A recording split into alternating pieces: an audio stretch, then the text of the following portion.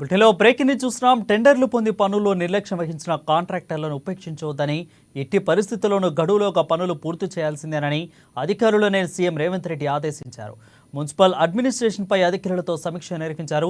ఇక జీహెచ్ఎంపీ పరిధిలోని రోడ్లు, ఫుట్పాత్ల అభివృద్ధి, అదేవిధంగా క్లీనింగు, ఇతర పనుల్లో పురోగతిపై అధికారులను వివరాలు అడిగి మరీ తెలుసుకున్నారు. పనులు చేయని కాంట్రాక్టర్లకు సంబంధించి పూర్తి స్థాయి రిపోర్ట్ను 15 రోజుల్లోగా అందించాలని అన్నారు. తప్పుడు రిపోర్టులు ఇస్తే అధికారులపైన చర్యలు తప్పవని హెచ్చరించారు. ట్రాఫిక్ స్ట్రీమ్ లైన్ చేయడంతో పాటు ట్రాన్స్జెండర్లకు వాలంటీర్లుగా ఉపయోగించుకునే అవకాశాన్ని పరిశీలించాలని సూచించారు. హోంగార్డు తరహాలో వారికి ఉపాధి కల్పించేలా చర్యలు తీసుకోవాలని అన్నారు. ఆసక్తి ఉన్న వారి వివరాలను సేకరించాలని అధికారులను ఆదేశించారు. కార్యక్రమంలో మంత్రులు పొంగులేటి శ్రీనివాసరెడ్డి, పొన్నం ప్రభాకర్, జీహెచ్ఎంసీ మేయర్ గత్వాల విజయలక్ష్మి, అదేవిధంగా ఎమ్మెల్యే జైవిరెడ్డి, ప్రభుత్వ ప్రధాన కార్యదర్శి శాంతకుమారి, ఇతర ఉన్నతాధికారులు పాల్గొన్నారు.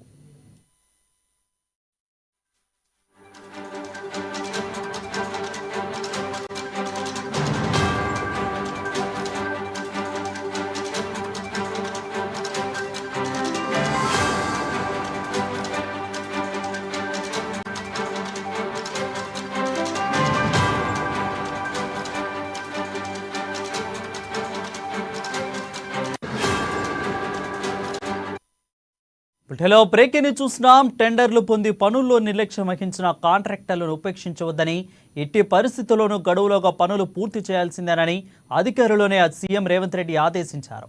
ఇక మున్సిపల్ అడ్మినిస్ట్రేషన్ పై అధికారులతో సమీక్ష నిర్వహించారు.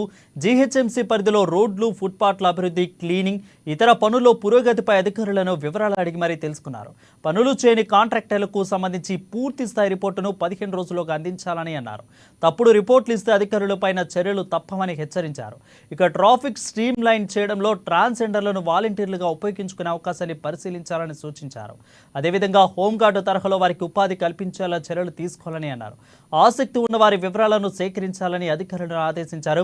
ఇక ఈ కార్యక్రమంలో మంత్రులు పొంగులేటి శ్రీనివాసరెడ్డి, పొన్నం ప్రభాకర్, జీహెచ్ఎంసీ మేయర్ గత్వాల విజయలక్ష్మి, ఎమ్మెల్యే జైవిరెడ్డి, ప్రభుత్వ ప్రధాన కార్యదర్శి శాంతకుమారి, అదేవిధంగా ఇతర ఉన్నతాధికారులు పాల్గొన్నారు.